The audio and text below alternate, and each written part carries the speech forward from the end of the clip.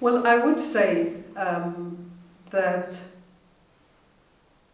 the recognition of Salafism as a current and a reading of Islam and its implication, security implication, after the Arab Spring, that recognition became very clear in this period. Previously, however, Salafism was always there in European countries. We understand there are different forms of Salafism. One that is quietist, focusing on preaching. The other one can be called as politicos, the one that is pushing for religious demands based on their reading of Islam. And then the third one, the jihadi Salafism. And the jihadi Salafism is the one that doesn't really wait for the changes demanded according to their reading, but act on these beliefs and brings, how should I say, segments of the most radical parts of Muslim Brotherhood ideology represented in Sayyid Qutb, current, and Salafism as a creed, bring them together and push for changes through violent actions. I have to emphasize, after the Arab Spring, however, those who very often were satisfied with quiet preaching in the mosques, some moved away from that approach and started to push for a narrative asking young men and women in other forms, I have to say, most importantly young men, to go and follow their Muslim jihadis in the area, specifically in Syria at the beginning, afterwards in Libya, and then during the period of the rise of the Islamic State. It's a very good question, okay, because you had different phases, if I may say, in terms of the relationship between the Kingdom of Saudi Arabia and Salafism as a creed, as a current, as a reading of Islam. Now you have to understand, Islam is very diverse, okay? And Salafism has been historically looked at as a very strict and fundamentalist reading of Islam. This is known within the region. You have tracts, in fact, in the 18th century, written by Moroccan, North African scholars who more or less try to dispute the very rigid interpretation of this movement. Saudi Arabia played a very central role in spreading this line of Islam, specifically during the Cold War. From its own, it was done out of survival reasons. Okay? On the one hand, during the 50s and the 60s, there was a rise of pan-Arab ideology. That ideology was more aligned with Soviet Union, I'll put it this way. And they very often, the states that supported this ideology tried as well to undermine the security and the survival of kingdoms, conservative monarchies, including Saudi Arabia. From the perspective of the monarchy at that period, the main aim was basically to make sure that we stop that tide, and what better tool to use than religion, okay? And with the oil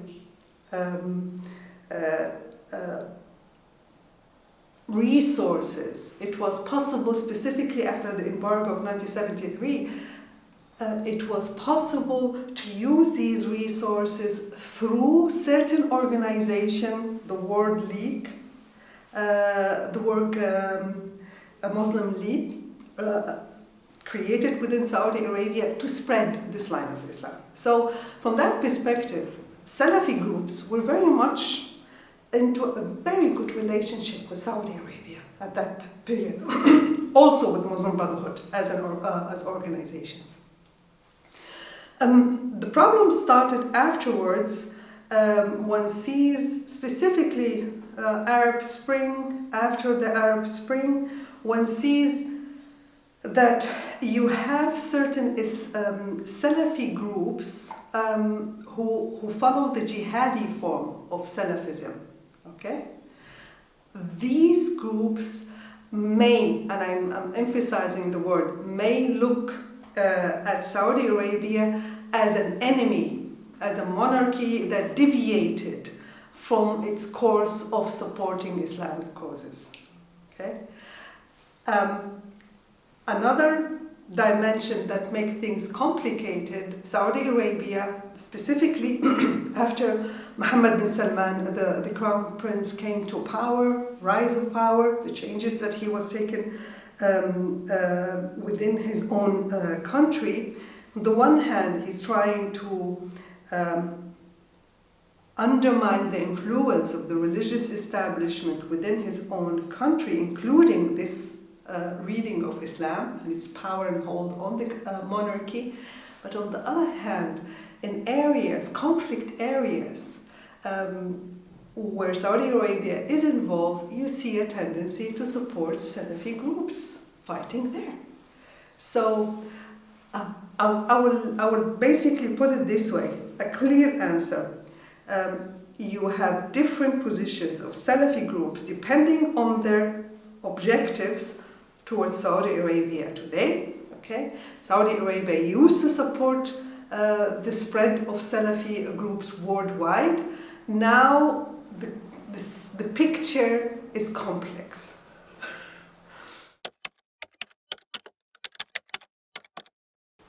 Very good question. It shows the dynamic nature of these relationships, if one put it this way. On the one hand, one sees a tendency. Saudi Arabia is changing, and it's changing drastically. And it's doing that also, again, in a manner where religion has become less of an important factor. Put it this way, Saudi Arabia as a kingdom was created based on two pillars. The Wahhabi Salafi movement, represented in a family called al-Sheikh, okay, and the dynasty, the Saudi dynasty.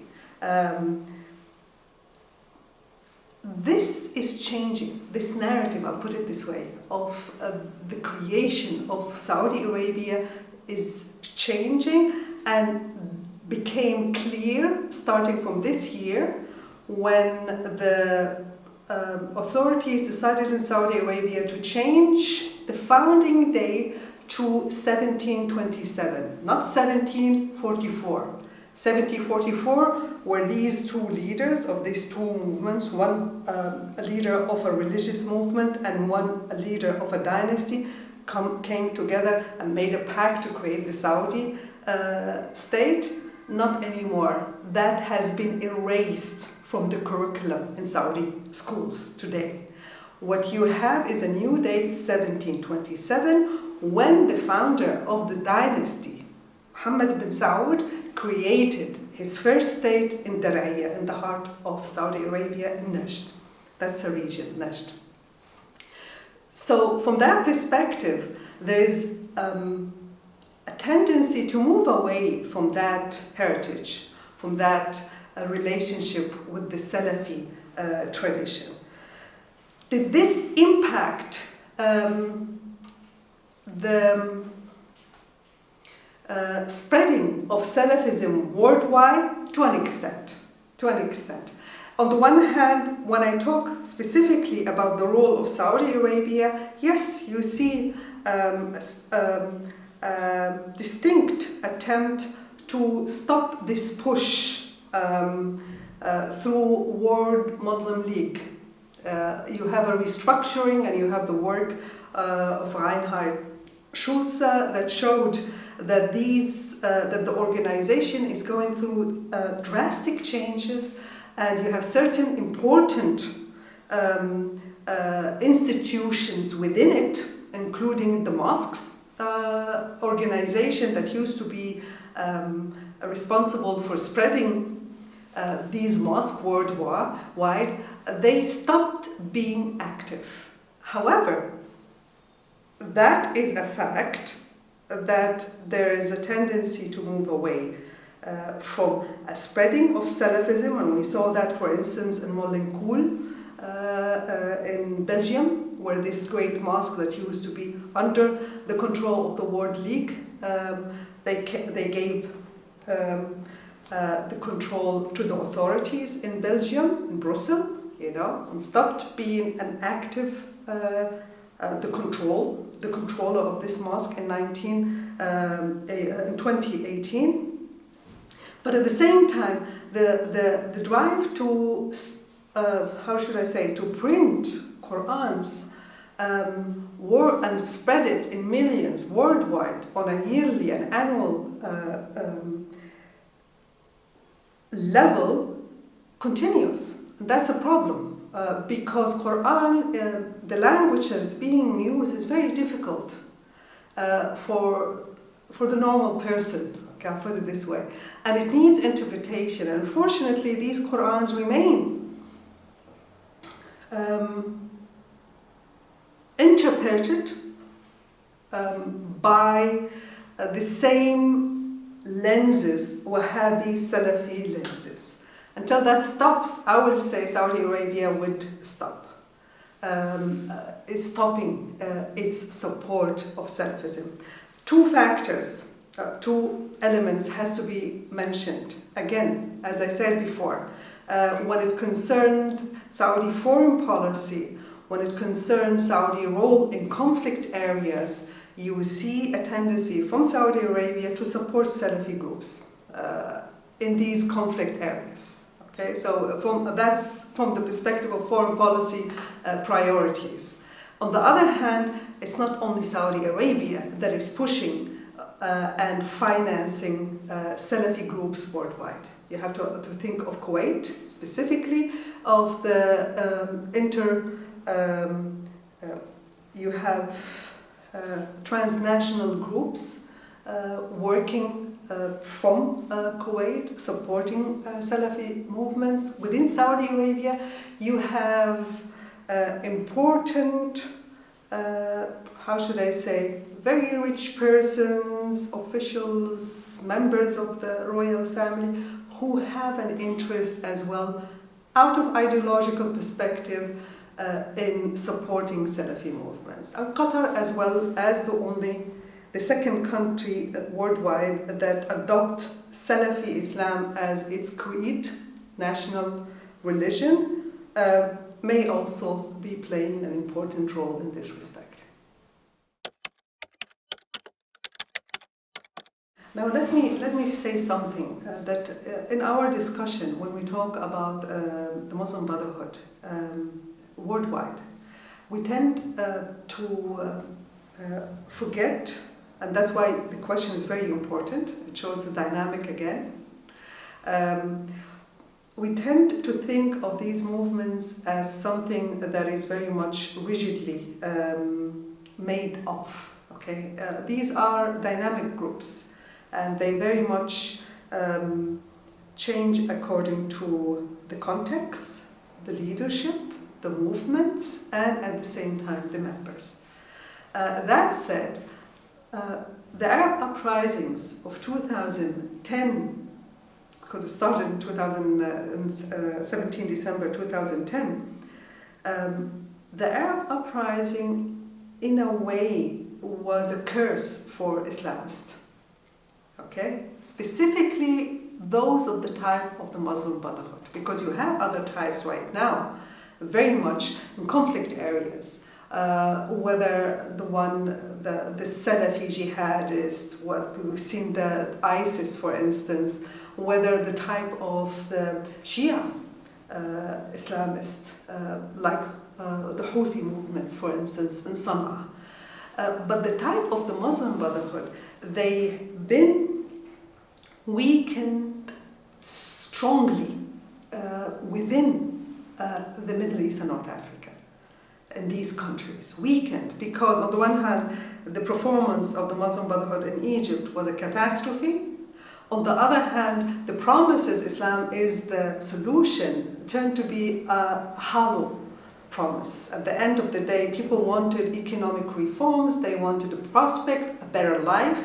Nothing came out of it, even in a country like in Tunisia, where the Nahda was also very much popular, but if you look at all of the elections that took place, they started to lose. From 40%, for instance, lost their popularity to less than 20%, 19%. At the same time, the Muslim Brotherhood as an organization from Egypt became very divided, and you see two leadership, one in London, one in Turkey. Okay? At the same time, the surveys within the Middle East, the MENA region, tells you there is a kind of change within the youth perspective towards these movement. And you see that the latest Arab Barometer surveys that tells you that the young generation, 2/3 of the population in the MENA region, they are less religious and less trusting of Muslims. Muslim leaders and such organization, Islamic organization. That means that when it comes to this region which exported to us the Muslim Brotherhood, these organizations are very much weakened, not trusted. When we look in Europe, you see specific changes taking place at the same time, where I would say, for instance, in a country like Switzerland, these organizations are weakened very much, Muslim Brotherhood, weakened, okay? You see a third generation of Muslim populations who may or may not look at their religious identity as salient definer of their culture. Many governments in the region used to work with Islamist movements as a strategy for survival, legitimization. For them, that was a tool, a Machiavellian tool, in terms of being able to withstand pressure on their regimes and systems. They thought working with these movements may in fact provide them with certain legitimacy in front of the population and compact and confront with them the opposition that very often had other demands than religious demands of the Islamists. It was a give and take process. From the perspective of the regime, this is like an arrangement. We survive through that Machiavellian arrangement. From the perspective of the Islamist movements, we mainstream our ideology, we mainstream our teaching, and we change society as in return, if one would say that. After the Arab uprisings, many regimes realized that this strategy is backfiring. Because let's just take Saudi Arabia as an example. Saudi Arabia worked consistently with Salafi groups, with the Muslim Brotherhood groups worldwide, supported them financially, provided them with infrastructures, with help. But then they realized the groups that they supported started to turn their attention to their to their own government. So that's why you see what happened after 2011, that many of the leaders of the Sahwa movement, this is a movement that in Saudi Arabia that was made up of a coalition of Salafi and Muslim Brotherhood groups inside of Saudi Arabia. Okay? Many of these leaders have landed in prison as a result of their demands. You would call them, they are demanding reform, but reform according to their own perspective. They became also more resilient in terms, aware, I'll put it, not resilient, I'll say more aware of the consequences of supporting these regimes or these ideologies. And you see a change in the Middle East in terms also of the narratives that you see in soap opera, the websites that are being erected criticizing such ideology, criticizing, you know, a certain kind of awakening that is taking place. And that is financed by countries like Saudi Arabia, by countries like the United Arab Emirates. So is there a realization that these movements are not to be supported? Yes. When it comes to foreign policy, in conflict areas, there is another dimension again. And I have always to mention that because on the one hand, the United Arab Emirates, right now I'm focused on the United Arab Emirates, they have a wonderful program inside of their own country. Push for modernization, for new curriculums inside of their own country, a push against Islamist movements. But the very country, United Arab Emirates, that is taking such a clear position against Islamist movements, you see it when it comes to Yemen, in south of Yemen, supporting Salafi groups, financing them, providing them with military assistance for its own foreign policy objectives, national security objectives. And these contradictions shouldn't, we should not ignore these contradictions, because as far as I'm concerned, you want to change, then be consistent. Without being consistent, you're solving a problem in your own country, you're creating another in other people's countries.